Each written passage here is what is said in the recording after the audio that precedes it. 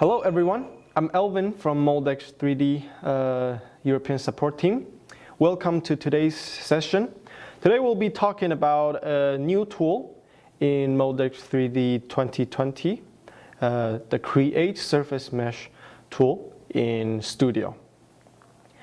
First I will tell you about the importance of this tool, and then I will use the software to give you a short live demo. So the importance of this Create Surface Mesh tool is that when we generate a solid mesh for a true 3D simulation, it's always the first step is to create surface mesh. After surface mesh generation, we will generate a solid mesh. So it's always important to have a good start. If we can have a surface mesh with a good quality, that will guarantee us a good quality for the solid mesh. So it's always important to do the first step properly. Now in Moldex3D, there are two different types of solid mesh. We have eDesign, which is the fully automatic meshing kernel, and we have BLM, is the semi-automatic with a lot of functions for users to manually modify and refining their mesh. Now for eDesign users, although it's a fully automatic, sometimes if you're not satisfied with the generated solid mesh, we provide this Create Surface Mesh tool for eDesign users to manually generate and modify the surface mesh, and that will guarantee a good quality for the eDesign solid mesh. So now let's take a look at this tool in Studio.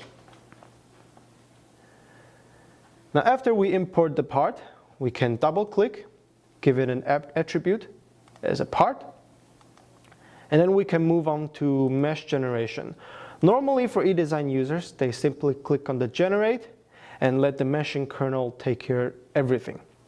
But if you want to generate a surface mesh, a manually user-defined surface mesh, you can click on this Create Surface Mesh icon and then select the object that you want to create a surface mesh on. So in this case is this part, check. And then by default, Moldex3D will suggest you a proper mesh size. This mesh size is based on the average thickness. So normally, this default mesh size means twice the average thickness of this part. So as you can imagine, for this part, the average thickness is around 1.8 to 1.9 millimeter. Now for big parts like car parts, like car bumper, we suggest users to use the default mesh size, no smaller than that, or you can even double this value. For a medium size part like a mouse or like a laptop, you can use the default mesh size or half of this value. And then for smaller parts, you can use half of this size or a quarter of it. Now for the demo, we'll use the default mesh size.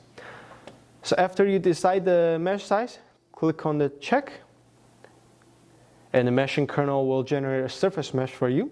For a size like this, normally it takes about 5 to 10 seconds to generate a surface mesh. For bigger parts, maybe 10 to 20 seconds. Okay, after that, after the mesh generation, in the model tree, we'll see two different objects. Number one is the original CAD file, the part. We can delete this because we won't be using it. And then the other one is the non-attributed one, the surface mesh file. Before we continue to solid mesh generation, remember to double click on it and give it an attribute as the part.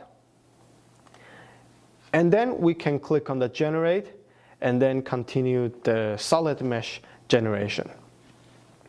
Now, if you want to export this surface mesh file to, let's say, other FEA software or for some other post-processing purpose, you can select this surface mesh, go to the home page, File, and then export selected model, and then you'll be able to export it as STL file, and you can use it in other software or other usage as you want.